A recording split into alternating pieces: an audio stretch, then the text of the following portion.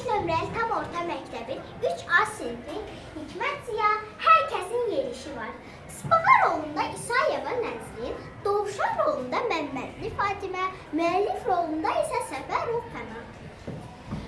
Tısbağa Dovşana söylədi yana yana. Sən nə yaman qaçırsan, lap elə bil uçursan.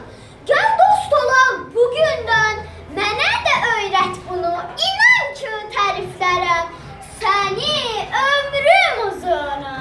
Dovşan dedi. Əzizim, bu xəyala düşməsən, amma bu adlımla yerişlə məyər qaça bilərsən? İnad etdi tısbağa. Yox, mən də qaçacağam. Öyrətmirsən, öyrətmə. Lap quş tək uçacağam. Deyib o bir tərəfdən üzü aşağı indi. Qaçma, yavaş. Söyləyib dovşan xeyli deyindi. Amma sözə baxmayıb tısbağa yumbalandı. Deyib daşa kəsəyə bir anda parçalandı.